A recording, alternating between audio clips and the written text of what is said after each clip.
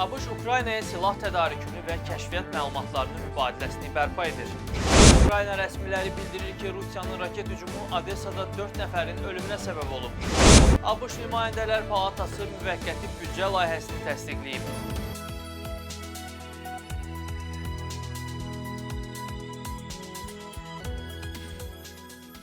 İndi isə daha ətraflı. ABŞ Polşa vasitəsilə Ukraynaya silah tədarükünü və kəşfiyyat məlumatlarının ötürülməsini bərpa edib. Bu, Səudiyyə Ərəbistanının Ciddə şəhərində Kiyev və Vaşinqton nümayəndələri arasında danışıqlardan bir gün sonra baş verib.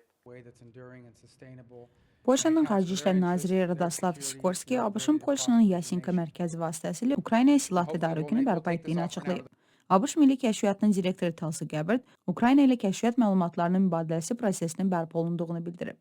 Prezidentin göstərişi ilə Ukrayna ilə kəşfiyyat məlumatlarının mübadiləsində fasilə başa çatdı, Gabbard yazıb. Ukrayna Amerikanın Maxar Technology şirkətinin peyk şəkillərinə də çıxış əldə edib. Şirkət hesabları və ABŞ hökuməti tərəfindən toplanmış kommersiya peyk görüntülərinin çıxışı bərpa edib.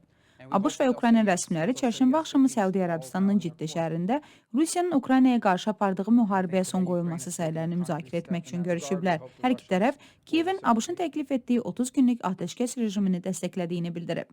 Danışıqlardan sonra yayımlanan birgə bəyanatda deyilir ki, Ukrayna ABŞ-ın tərəflərin qarşılıqlı razılaşması ilə uzadılan və Rusiya Federasiyası tərəfindən qəbul və dərhal eyni vaxtda həyata keçirilməli olan 30 günlük müvəqqəti atəşkəsin qüvvəyə minməsi təklifini qəbul etməyə hazır olduğunu bildirib. Birləşmiş Ştatlar Rusiyaya çatdıracaq ki, Rusiyanın qarşılıqlı münasibəti sülhə nail olmaq üçün açardır. Birgə bəyanatda ABŞ-ın kəşfiyyat məlumatlarının mübadiləsinə olan fasiləni dərhal aradan qaldıracağı və Ukraynaya təhlükəsizlik yardımını bərpa edəcəyi qeyd edilir.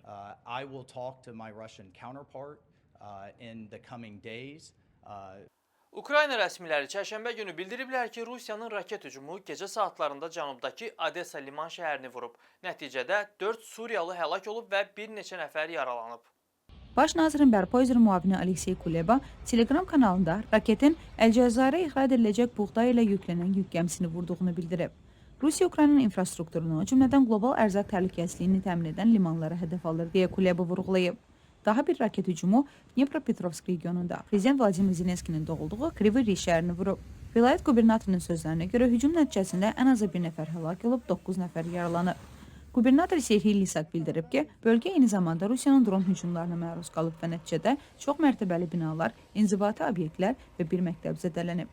Zaporojye bölgəsi rəsmiləri isə Rusiyanın bir tibbi yardım maşınını dronla vurduğunu bildiriblər. Ukrayna ordusu çərşənbə günü açıqlamasında bildirib ki, gecə saatlarında Rusiyanın 133 dronundan 98-ni vurub. Hərbi qurumun sözlərinə görə bu dronlar Çerkasy, Çernihiv, Dnepropetrovsk, Xarkov, Xerson, Xmelnytski, Kiyev, Odessa, Poltava, Rivne, Sumy, Ternopil, Vinitsa, Zaporojye və Jitomir vilayətləri üzərində vurulub. Rusiya Müdafiə Nazirliyi çərşənbə günü bəyan edib ki, Bryansk, Kursk və Kaluga vilayətləri, eləcə də Qara Dəniz və Rusiya tərəfindən işğal edilmiş Krım üzərində 21 Ukrayna dronunu məhv edib. Həmin bölgələrin rəsmiləri Ukraynanın hücumları nəticəsində itkilər və ya zərər barədə məlumat verməyib.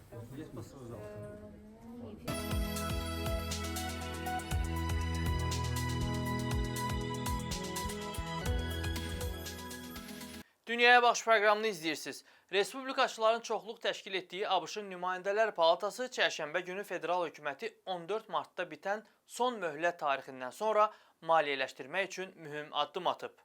Qısa müddətli büdcə layihəsi 217-213 səs fərqi ilə qəbul edilib. Bir respublikaçı onun əleyhinə, bir demokratisi əleyhinə səs verib. Qanun layihəsi imzalanmadan öncə respublikaçıların çoxluq təşkil etdiyi senatdan da keçməlidir.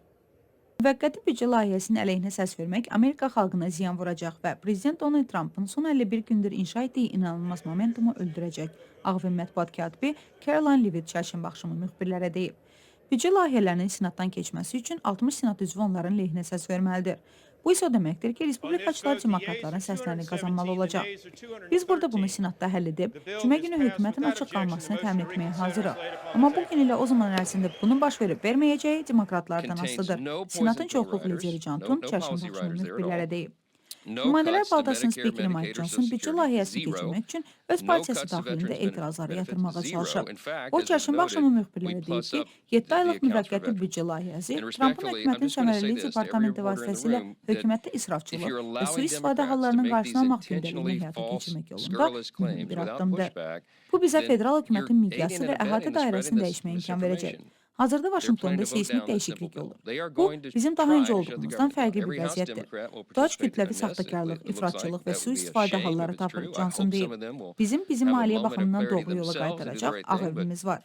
Və sonda Amerikanın cənubu uzun müddətdir ki, ağ sütunlu malikanələr, kənd tərzi evlər və tarixi dəyərlərlə zəngin köhnə tikililərlə tanınıb. Lakin Milli Tikinti Muzeyində keçirilən sərgi bu bölgədən çıxan canlı, müasir və gələcəyə baxan memarlığı nümayiş etdirir. Maxim Adams mövzu haqqında məlumat verir. Amerikanın cənub ştatlarında memarlıq həmişəki kimi böyük sütunlu malikanələr, sosiallaşmaq üçün uzun eyvanlar və New Orleans'ın bəzəkli fransız kolonial evləri ilə assosiasiya olunur. Lakin Vaşinqtondakı Milli Tikinti Muzeyində keçirilən South Forty adlı sərgi yeni cənub estetikası ilə tanış edir. Onlarla memarlıq şirkəti Şimali Karolina sahilindən Oklahoma qədər uzanan I-40 avtomobil yolunun cənub-şərq hissəsində inşa olunmuş layihələrin dizaynlarını təqdim ediblər. Biz bu sərgini gətirmək üçün Arkansas Universiteti ilə əməkdaşlıq etdiyimizdən məmnunuq. Burada yerli və müasir memarlıqla çalışan, cənub memarlığını yenidən təqdim edən memarlara vurğulamaq istədik. New Orleans'da Jonathan Tate'in şirkəti münasib qiymətə mənzil layihələri üzərində işləyir. Şimali Karolinada isə memar Catherine Hogan və onun komandası məktəblər və mədəniyyət mərkəzləri dizayn edirlər. South Forty sərgisində həmçinin futuristik Arkansas Universitetinin icma dizayn mərkəzi, eləcə də Tennessee ştatının Memphis şəhərində yerləşən orta əsr üslublu Redeemer Presbyterian kilsəsi təqdim olunur. Ümid edirəm ki, sərgimiz Cənubun müasir memarlığının canlılığını, inkişaf keyfiyyətini və düşüncəli yanaşmasını nümayiş etdirir. Sərgi Cənubu bu memarların gözündən təsvir edir. Dinamik, cəsarətli və canlı. Memarlıq yalnız bir xidmət və ya məhsul deyil. O, bu icmalar üçün vacib olan dəyərləri əks etdirmək gücünə malikdir, deyə Duval Decker mərkəzinin baş memarı Royal Decker bildirir. Dayanıqlı, ədalətli və iqtisadi cəhətdən sərfəli olan nədir? Biz məhdud resursları, böyük ehtiyacları və bərabərsizlikləri olan bir bölgədə fəaliyyət göstəririk. Sual budur ki, memarlıq necə müsbət təsir göstərə bilər? South Forty sərgisi həmçinin ictimai məkanları, məktəbləri, mədəniyyət mərkəzlərini və yerli icmaların həyat keyfiyyətini yaxşılaşdıran digər obyektləri də araşdırır.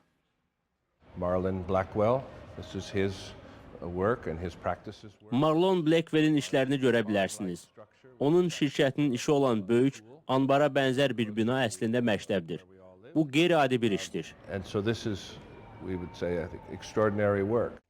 Sərgi fevral ayının ortalarında açılıb və 2026-cı ilin qışına qədər davam edəcək.